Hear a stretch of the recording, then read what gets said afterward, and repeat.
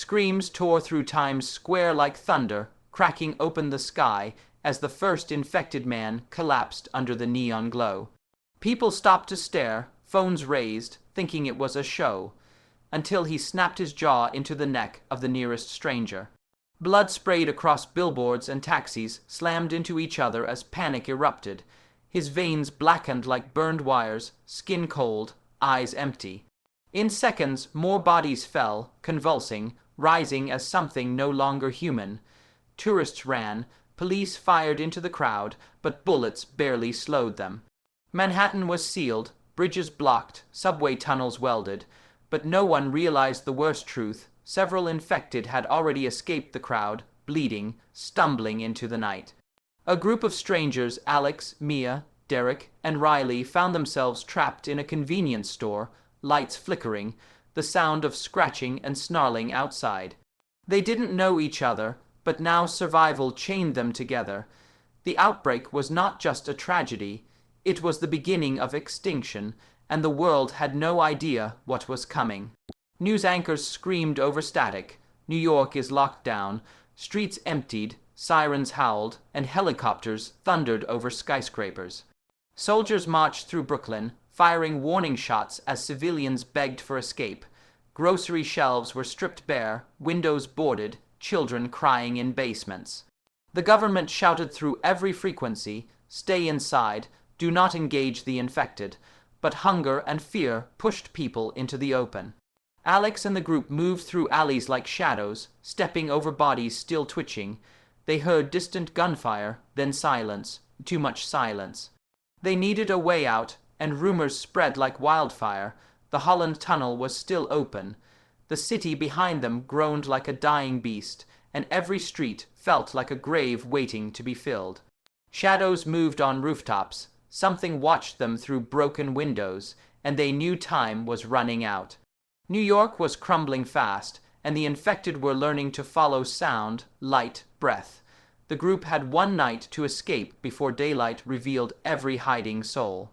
The Holland Tunnel was their only chance, and they reached it at dawn, shaking, starving, haunted.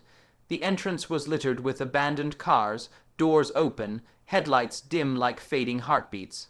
They stepped inside, flashlights trembling, footsteps echoing through endless darkness. Halfway through, a scream behind them shattered the silence, then another, closer. Shadows sprinted, too fast, too many. The infected were inside the tunnel. They ran, lungs burning, dodging wrecked cars, spilled across the road like tombstones. Derek fell, dragged by icy hands, eyes wide as teeth sank into him. Alex pulled me forward, but Derek's final scream followed them like a curse. They burst out into the cold Jersey air, collapsing under the rising sun. They survived, but only barely. The tunnel behind them pulsed with growls, and footsteps like the dead were multiplying. Ahead lay America, broken and burning. Behind them, New York was gone. Washington, D.C. fell in a single night. Smoke curled around monuments like funeral cloth. Tanks rolled through streets, firing into crowds of both fleeing humans and raging infected. Broadcasts vanished.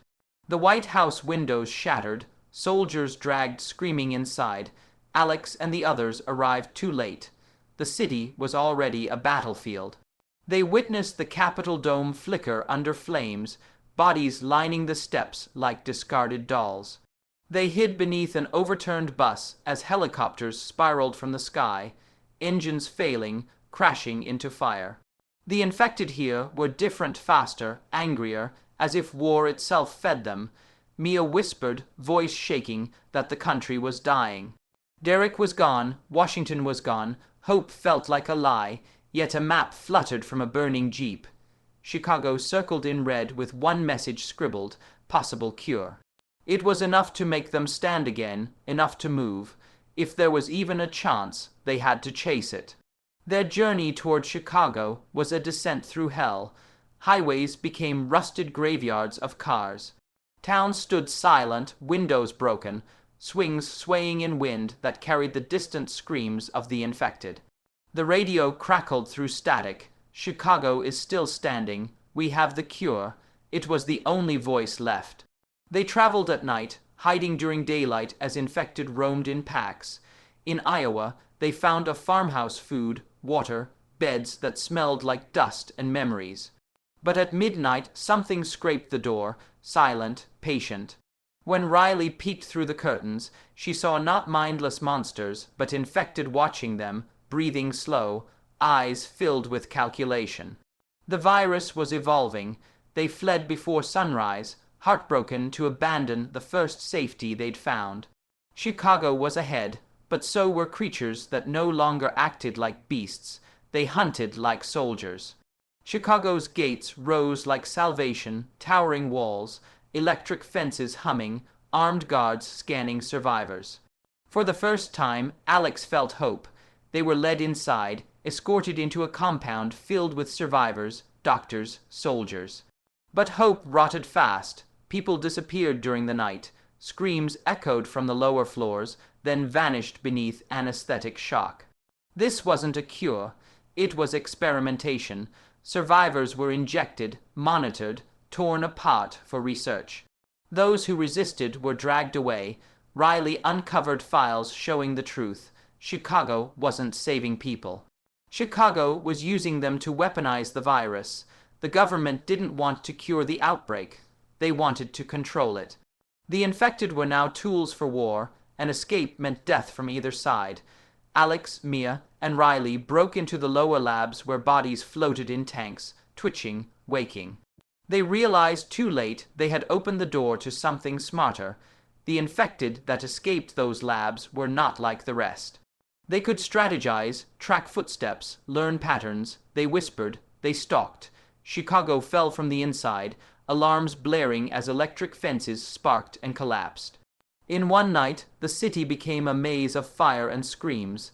Soldiers shot at shadows, but shadows shot back. The group ran through burning streets, dodging collapsing bridges, dodging creatures that set traps like hunters. Riley was taken while saving Mia, dragged into smoke as she screamed their names.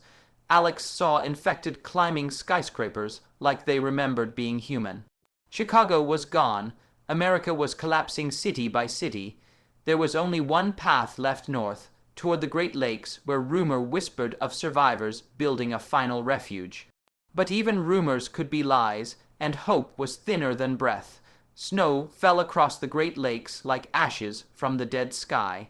The group, now only Alex and Mia, reached the final outpost. A handful of survivors, rifles shaking, barricades half broken. They had no cure, no reinforcements, only desperation. The infected surrounded them by nightfall hundreds, maybe thousands, eyes glowing like embers in the dark. The final battle was not for victory, but for dignity. Gunfire cracked through frozen air, blood stained snow red, bodies fell on both sides. Mia was bitten but kept fighting, refusing to surrender her final humanity. When the sun rose, silence settled. Alex stood alone among corpses, trembling, knowing the world as they knew it had ended. He turned and saw Mia standing, alive but changed. Her eyes shone crimson, veins silvered like frost. She smiled, a new creature born between death and evolution. "We are not the last survivors," she whispered. "We are the beginning."